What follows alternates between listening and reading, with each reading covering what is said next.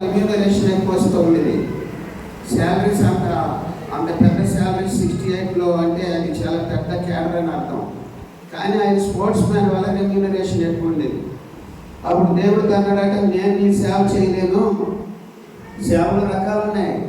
Pastor కావచ్చు, సువార్థకుడు కావచ్చు, సాక్షి కావచ్చు. ఇందాక దైవజనులు చెప్పినట్టు ఒక సాక్షిగా నేను 200 ఇస్తాను, నేను మాత్రం నన్ను పూర్తిగా సేవ చేయను అని చెప్పాడు.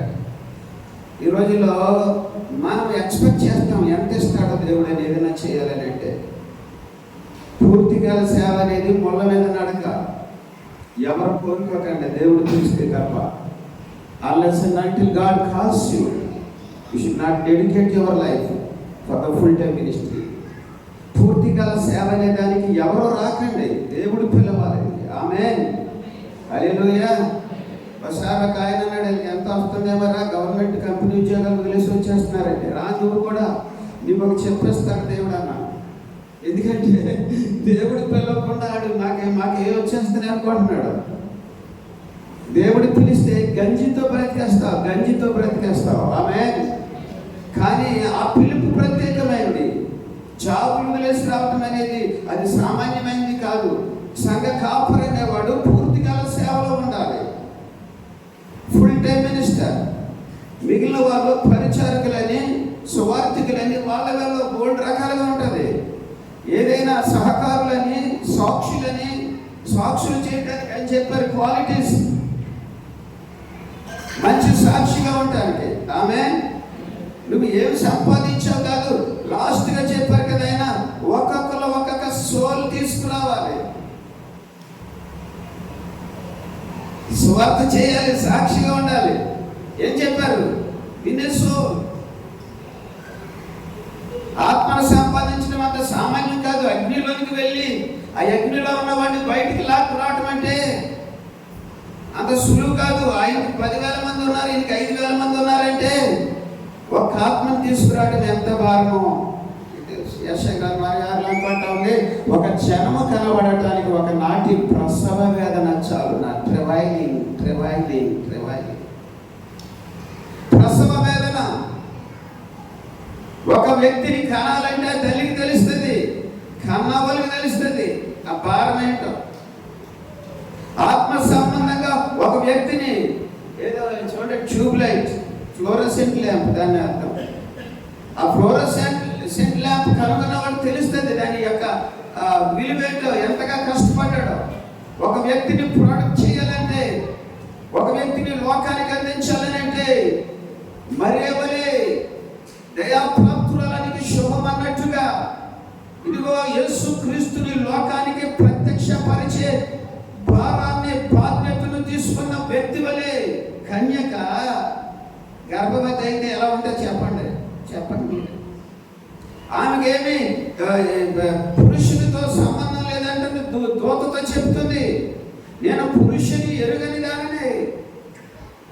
దేవునితో అనుసంధానమైన వ్యక్తి ఫలించేటువంటి విధానంలోనికి దేవుడు తీసుకొస్తాడు. లోక సువార్త 1:34 ప్రకారంగా దయాప్రాప్తురానికి శుభం.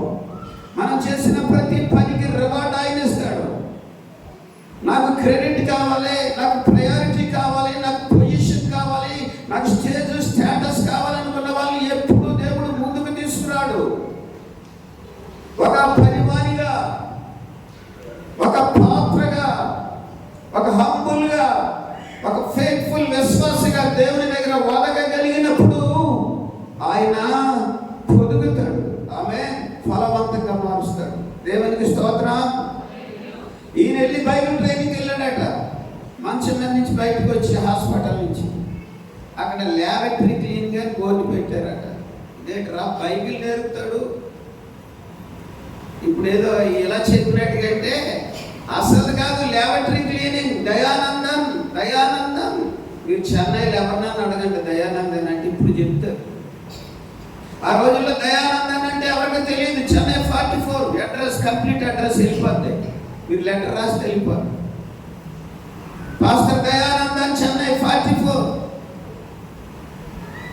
ఆ రోజుల్లో ల్యాబరేటరీ క్లీనింగ్ అని పెట్టారట. అంటే ఒక పనివాని పాత్రను పోషించాలి. మనం నేర్చుకునే దాంట్లో ఆయన దాసుని స్వరూపం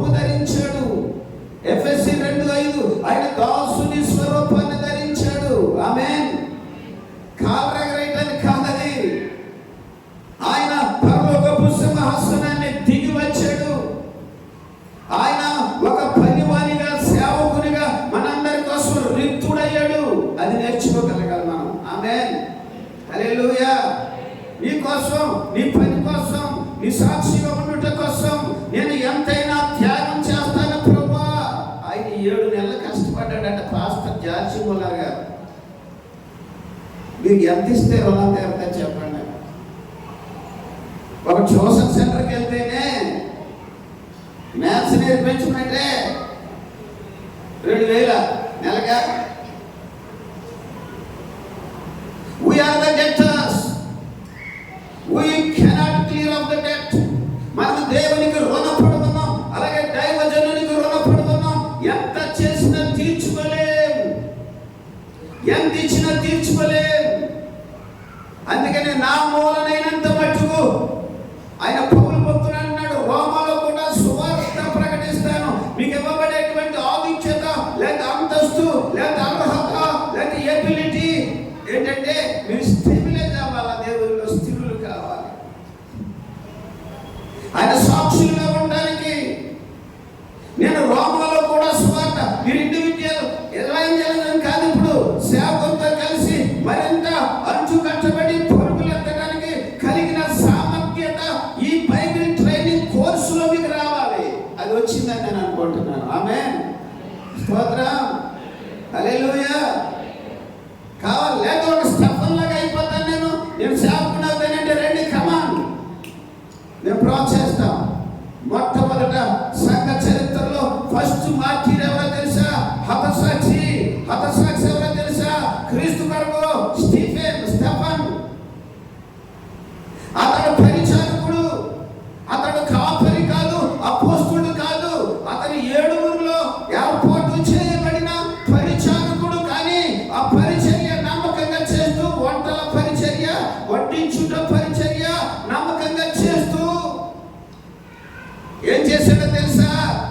ఆయా సమయాలలో యేసుక్రీస్తు కోసం సాక్షిగా నిలబడి ప్రాణాలని మొట్టమొదటిగా ప్రభు కొరకు త్యాగం చేసి చరిత్రలో నిలిచిపోయిన మంచి సాక్షి.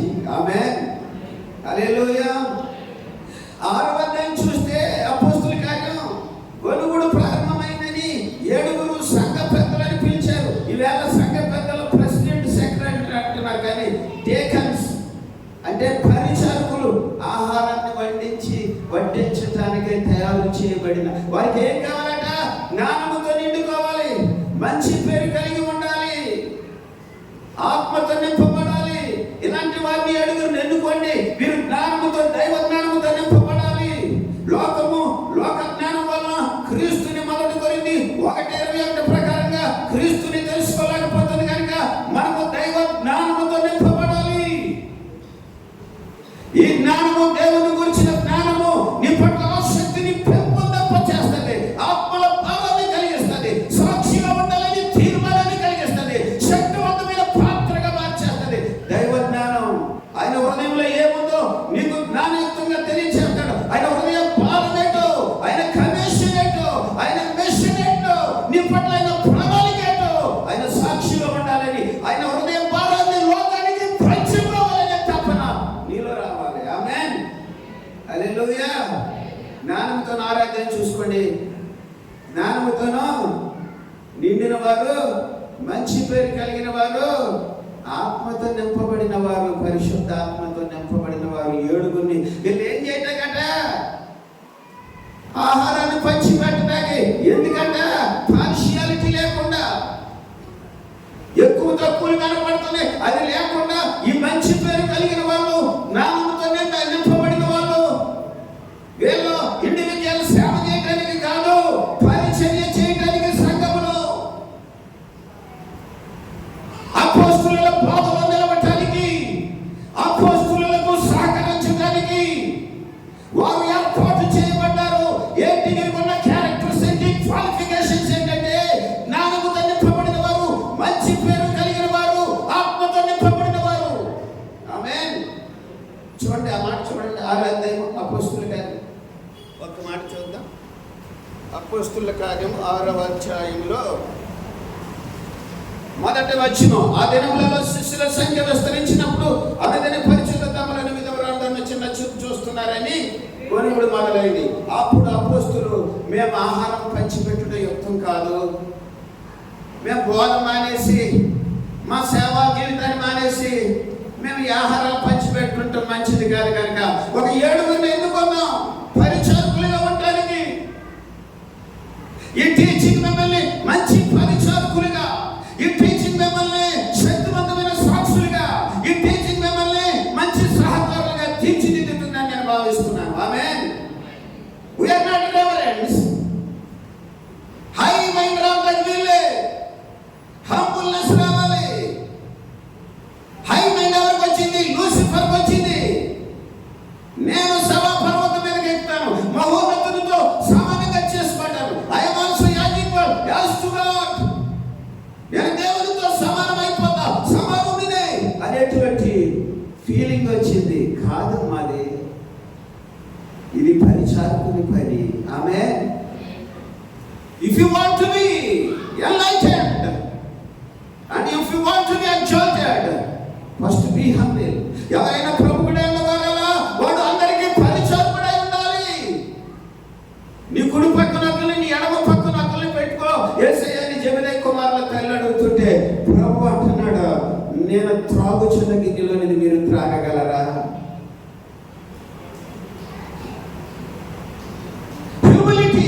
హంబుల్నెస్.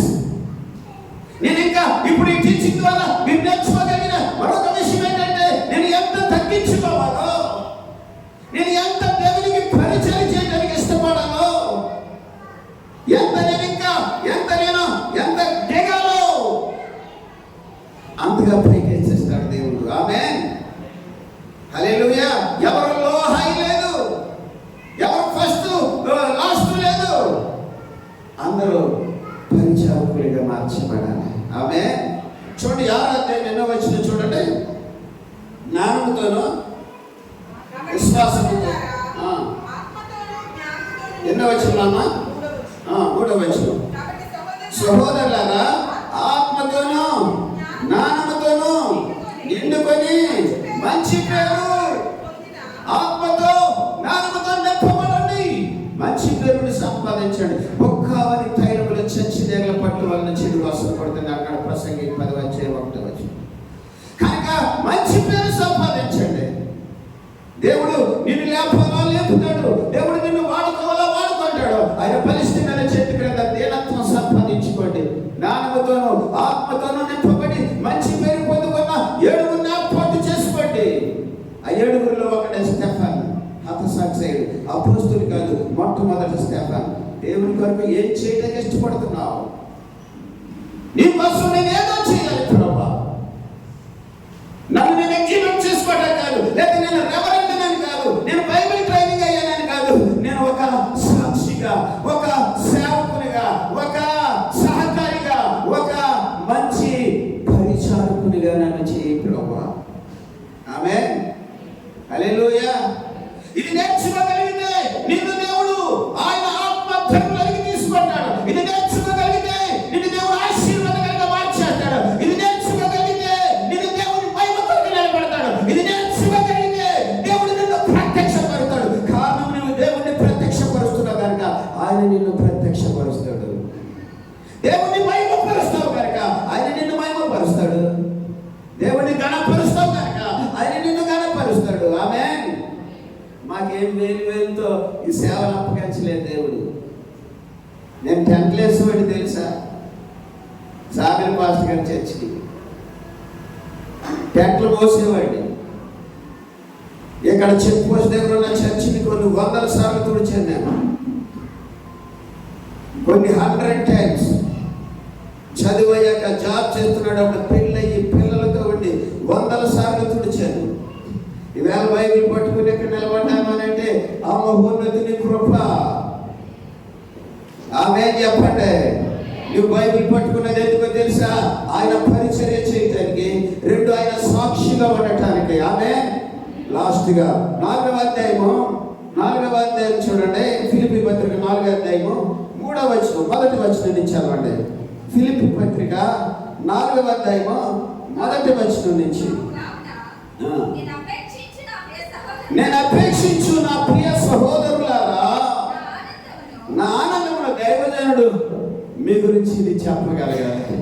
నా ఆనందమును నా కిరీటమునైన నా ప్రియులారా ప్రభువునందు స్థిరులై ఉండండి. Amen. What did you learn all this 7 months? నేను అనుకుంటాను 7 months కోర్స్ అంటే ఇప్పుడు కాలేజీలు పెట్టినప్పుడు ఒక 2 నెలలు క్లాసులు ఉంటాయి, 2 నెలలు సెలవులు ఉంటాయి. 1 year కోర్స్ 8 నెలలు అయిపోతున్నాయి. ఇప్పుడు నేను అనుకుంటా ఇది 1 year కోర్స్ అనుకుంటా. 7 months అంటున్నారు. 7 months 4 సంవత్సరాలతో 3 సంవత్సరాలతో టీచ్ చేసి ఉంటాడు. ఏంటి వాట్ డిడ్ యు లెర్న్? ఏం నేర్చుకున్నా? హంబుల్నెస్, దేవుని హృదయాన్ని చూడటం, దేవుని కొరకు సాక్షిగా ఉండటం, ఆయన పరిచయం చేయటం. ఆమె కూరగాయల పంటకి వెళ్ళి పరవాడ తెల్లవారుజాము మీటింగ్కి రాత్రి స్టేజ్ మీద పడుకున్నవాడిని. మీటింగ్ అయ్యాక కుర్చీలు ఎవడైనా ఎత్తిపోతాడేమో. What do you want to learn? నిన్ను పైకి దేవుడు లేపాలి అని అంటే ఎన్నో పోరాటాలు వచ్చినా ఇవాళ ఇక్కడ నిలబడి ఉంటాయి. కారణం ఏంటంటే ఏ శక్తి కూడా కలపలేదు, స్థిరంగా నిలిపేశాడు దేవుడు. ఆయన కుర్రపతో ఆయన రాజ్యంలోకి చేర్చబడటానికి ప్రిపేర్ చేస్తున్నాడు. అనేకులను ప్రిపేర్ చేయడానికి పరిశుద్ధాత్మ దేవుడు తీర్చిదిద్దుతున్నాడు. ఆమె హల్లెలూయా. రంగారెడ్డిలో హైదరాబాద్ ఏరియాలో 7 చర్చిల్లో మాట్లాడాను ఈ ఫిబ్రవరిలో. వైజాగ్లో 2 చర్చిల్లో ఈ ఫిబ్రవరి నెలలోనే. అసలు నేను సేవకు వచ్చిన రోజు సంవత్సరం నెల ఆమె ఆరోగ్యం పర్మిట్ చేయట్లేదు. లాస్ట్ వీక్ అంతా సిక్ అయిపోయింది. అది అమ్మ పాస్టర్ గారు తెచ్చారు. లాస్ట్ వీక్ అంతా అందరం కూడా సిక్ అయిపోయాం. తిరిగి వచ్చారు ఎండలో. ఒకే రోజు 3 ప్రసంగాలు చేసిన దినాలు ఉన్నాయి హైదరాబాద్లో. ఇదేదో ప్రసంగాలు చేసే వరం మీకు ఇవ్వటం కాదు, ప్రభువునందు స్థిరులై ఉండటానికి. ఆమె ఎలాగ స్థిరపరచబడాలో దేవునిలో. ఇంకా చూడండి 2వ వచనం. ప్రభువునందు ఏక మనసు, తిరగబట్టం కాదు, ఏక మనసు, పోరాటం కాదు, అననీయ సభ్యుల ఏక మనసు కాదు. బాబుల వైపు కడుతున్నప్పుడు ఆది కాండం 11వ అధ్యాయంలో వచ్చిన ఏక మనసు కాదు. ఆత్మ ద్వారా సేవకునితో కలిసి ఏక మనసుకు రావాలి. ఆత్మ సంబంధమైన ఏక మనసు. ఆమేన్. హల్లెలూయా. చదవండి. ప్రభువునందు ఏక మనసు గలవారై ఉండుడని యువోనియను శుద్ధికేను బతిమాలు కొనిచున్నాను అంటున్నాడు పౌలు. అంటే 3వ వచనంలో అంటున్నాడు, అవును నిజమైన సహకారులు వేరు, నిజమైన సహకారులు వేరు. ఈ బైబిల్ ట్రైనింగ్ అయిన ప్రభుత్వులారా, పట్టభద్రులు కాబోతున్న వ్యక్తులారా, నిజమైన సహకారులుగా దేవుని సంఘములో ఉండాలి. ఆమేన్. ఆమేన్ చెప్పండి. నిజమైన సహకారులు వేరు, నిజమైన సహకారులు ప్రాణాలు పెడతారు. ఏది ఎక్స్పెక్ట్ చేయరు, ఏది ఆశించరు, ఏ పొజిషన్ చూడరు. వాళ్ళు పని వాళ్ళని ప్రాకులాడతారు. వాళ్ళు చేయవలసిన కర్తవ్యం ఇంకోటి ఏంటంటే, ఆ స్త్రీలు నిజమైన సహకారి, ఆ స్త్రీలు క్లెమెంతుతోనూ నా ఇతర సహకారులు కూడా ఉన్నారు నాకు, క్లెమెంతుతోనూ వీరేం చేశారంటే సువార్త పనిలో నాతో కూడా అపోస్తలుడైన పౌలు అంటున్నాడు, నాతో కూడా సువార్త పనిలో ప్రయాసపడిన వారు. అది కమిషన్ నీకు. ఆమేన్. దైవజనుడితో కూడా సువార్త పనిలో ప్రయాసపడేవారిగా. ఇండివిజువల్గా ఏదేదో గాలిలో వచ్చేవమ్మా ఈ బిల్డింగ్లు, ఇది చర్చిలు, ప్రార్థనలు, సహకారాలు అన్ని గాలిలో వచ్చేయు. రేటు దొక్కితే ఏదో అకౌంట్లో డబ్బులు పడ్డట్టుగా రానివి. దేవుని పిల్లలారా, ఏంటి కమిషన్ అంటే ఈవేళ సువార్త పనిలో నాకు ఇతర సహకారులు ఉన్నారు, వారితో పాటు సువార్త పనిలో వీరు కూడా ఇదిగో సువార్త పనిలో ప్రయాసపడిన వారు. ఇంకా పడాలి. సువార్త పనిలో ప్రయాసపడేవారిగా మీ జీవితాన్ని కమిషన్ రిసీవ్ చేసుకోండి. ఒక పరిచయం చేసే వ్యక్తులుగా కమిషన్ రిసీవ్ చేసుకోండి. ఇది పాస్టరల్ టీచింగ్ కోర్స్ కాదు. ఆమేన్. స్తోత్రం. హల్లెలూయా. సేవకునితో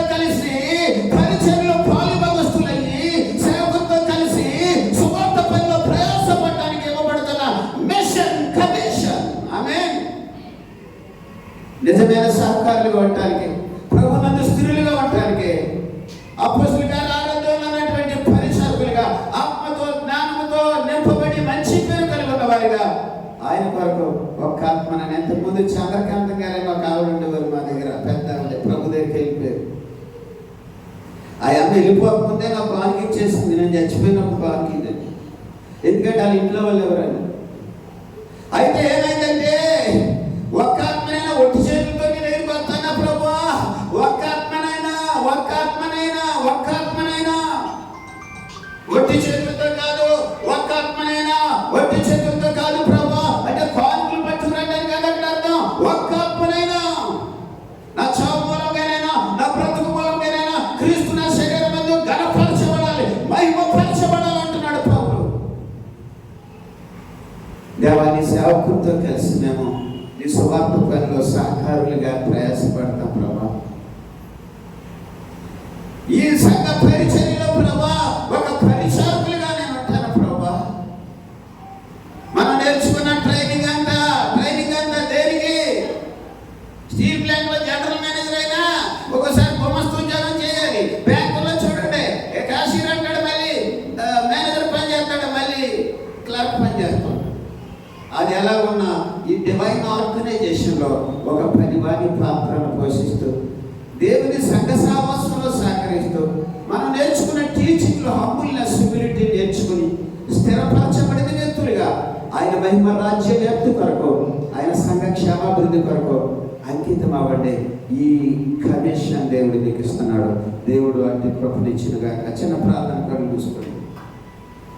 థ్యాంక్ యూ లార్డ్ జీసస్. నీ కృపను బట్టి వందనాలు చెల్లిస్తున్నాను, నీ ప్రేమను బట్టి వందనాలు చెల్లిస్తున్నాను. ఈ విధంగా సువార్త ప్రకటిస్తుండగా ఇందాక దైవజనులు చెప్పినట్టుగా సువార్తను స్థిరపరచడానికి సూచక్రియలు, మహత్కార్యాలు, అద్భుతాలు జరిగిస్తాడు దేవుడు. It is not an individual aspect. Servant of God, దేవుని సేవకుడితో కలిసి చేయడానికి పరిచయం, ఆయన కృపకు అప్పగించుకోండి. ఒక డెడికేషన్ చేసుకోండి. ప్రభా 7 నెలలు అంటే సుమారు 2-3 సంవత్సరాల కోర్సు నేర్చుకో, ఎంతో శ్రమించి ఇవన్నీ మాకు నేర్పించి అట్లీస్ట్ 1 year చెప్పవలసిందంట 7 monthsలో. ఇది 1 year కోర్సు. ఎన్నో నేర్చుకున్నాం, కానీ నీ పాదాల దగ్గర ఇంకా నేర్చుకోవటానికి ఒదిగి ఉంటామయ్యా, పరిచారకులు ఉంటామయ్యా, నీ సేవకులతో కలిపి సువార్త పనిలో ప్రయాసపడతామయ్యా. ఒక్క ఆత్మనైనా ప్రభా నీ మందిరానికి, నీ సావాసానికి తీసుకురావటానికి మమ్మల్ని మేము అప్పగించుకుంటామయ్యా. ఈ మిషన్ కమిషన్ నీవు మాకు ఇస్తున్నందుకు కృతజ్ఞులమయ్యా ప్రభా. అయ్యా బైబిల్ పట్టుకోవటం కూడా అర్హులం కాదయ్యా, తండ్రి అని పిలవటానికి యోగ్యులం కాదయ్యా. నీ పాదాల దగ్గర సాక్షులు ఉండటానికి మమ్మల్ని మేము అంకితం చేసుకుంటున్నామయ్యా. కృపణవల్ల ప్రభా అని అడుగుతారామయ్యా. We're not reverence, be humble under the mighty hand of God. పరిచారకులు వాక్యం చెప్పడం మాని బాధ చేయటం, ఆహారం పంచిపెట్టేటం కాదని 7 డేకన్స్ నింపుకున్నాను. ఇది మిమ్మల్ని డేకన్స్ అని కూడా అంటే పరిచయం చేయడానికి, సాక్షులుగా ఉంటానికి, దైవజనులతో కలిసి సువార్త పనిలో ప్రయాసపడటానికి నిజమైన సహకారులుగా ప్రభాని బిడ్డలను తీర్చిదిద్ది ప్రతిష్ఠించింది. అట్టి ప్రతిష్ఠిత మనసు, సమర్పణ, భావం, ఆంబులెన్స్ దయచేస్తున్నాము, నడుచున్నాము తండ్రి. స్తోత్రం, స్తోత్రం,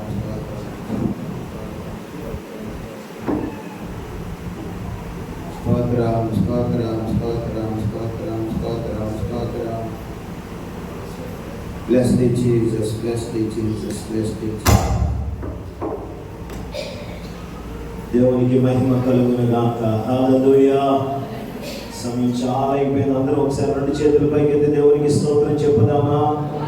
హల్లెలూయా, హల్లెలూయా. మనం కాన్వొకేషన్ సర్వీస్లోనికి మనం వెళ్తున్నాం. మీ 10 మంది జీవితంలో most awaited moment of your life. So daddy ఒక మాట అన్నారు, 7 months అంటున్నారు కదా అని దాని గురించి ఇందాక మాట్లాడదాం అనుకున్నా కానీ మర్చిపోయారు. ఈ మధ్యన ఎవరో ఒక